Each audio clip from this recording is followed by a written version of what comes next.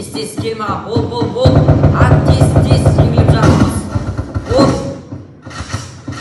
Не болды саған? Үстегі мұрша бермедің ғой. Айдың күн аманда бір атыс, шабыс, тартыс көрер едің. Осы сендер шын соғыста болғанда құтырасыңдар. Уайым қайғы жоқ.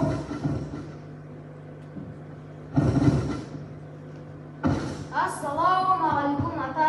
Амансызба, төрлетіңіз. Сәлем бердік ата. Қал жағдайың жақсы ма? Келіңіз шайға дәм татыңыз. Амансыңдар ма қарақтарым? Мал жандарың аман ба? Аманшылықтарыңды Тез келме аға. Бол. Жеңіліп жатырмын. Ей, мұна жүгермек не істеп жатыр? Жеңіліп жатырмын дейме өзі? Жан-жағына қарамайды ғой түге. Сен амандасып танытып қалдың ба? Атаңа сәлем бер. Ассалаумағалейкум ата. Амансыз ба? Амансың ба қарағым? Сабағың қалай? Сенің мына отырысыңа ойнап жатқан ойныңды көріп, көргенімді айтайын, естігенімді баяндайын. Туй ата, неліктен бізге соғыс туралы айта бересіз? Расында біз соғысты тек фильмдерден, кітаптардан оқыдық қой. Расында біз шын соғысты көрген жоқпыз. Балам, атаң сөзде құлақ сал.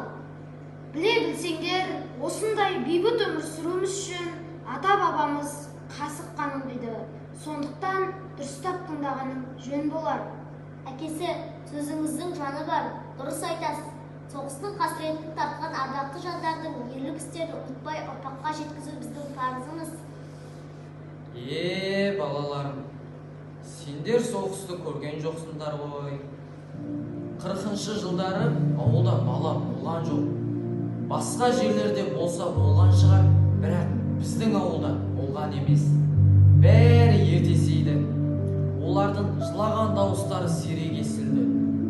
Олар жоқшылыққа, қиыншылыққа іштен көніп туылды. Күні бойы аш жүріп, кешке қарай аш жатты. Бұл олардың ерлігі емес, уақыттың қатыгездігі, уақыттың қаталдығы еді. Балалар соғыстың не екенін білген жоқ, білсе де шала ұқты. Олар қатал болды. Олар сезімтал болды. Олар оңашада жылады. Үнсіз жылады. Балалар, солай. Ол күндердің қасіретін сезіну үшін өткенге көз жібер, көріңдер құлындар.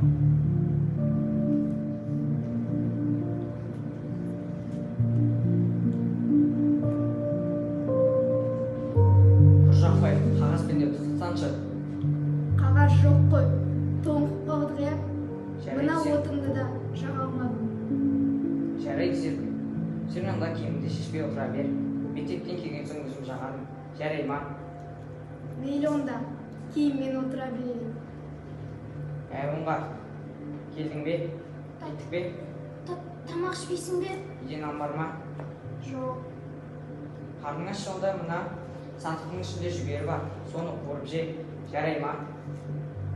Апам ұрсатын шығар. Жоқ, ұрыспайды. Ұрысса маған айт. Егер жігер құрсам, саған апарып берейін бе? Керегі не? Жаңасын. Құлман, Серкүл біздің үйге барсын да, Керегі жоқ.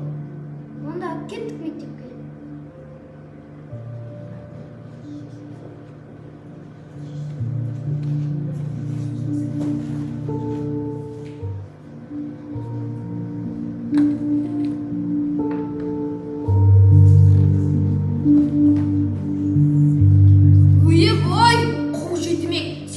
Басыма бәле болдыңдар ғой түге.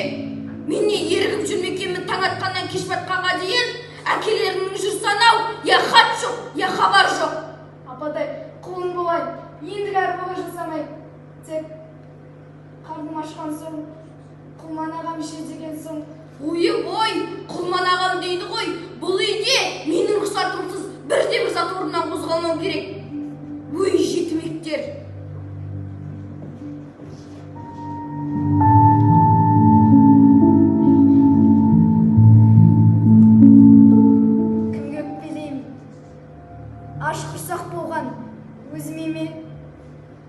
Жоқ әлде балалығымды ұрмаған қарық сатқыр соғысқа ма?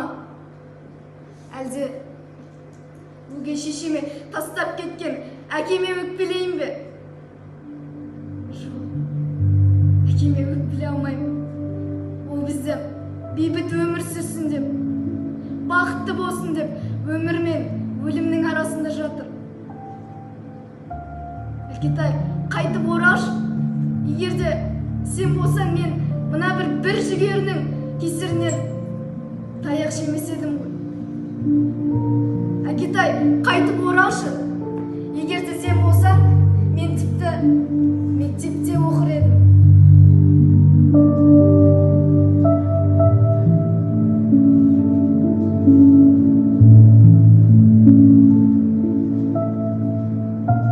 Не болды саған, қарындасым?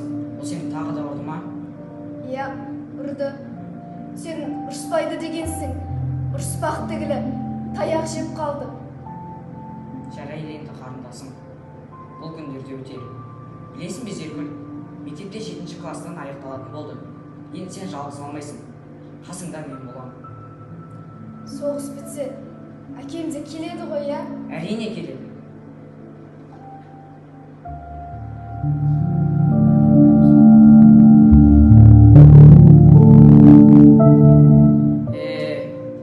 Біздің бабаларымыз дейтін балалық шақ деген не екенін білмепті ғой.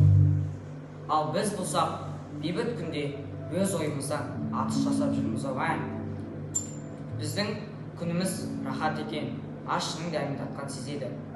Расында біз шын соғысты көрген жоқпыз. Балаларым,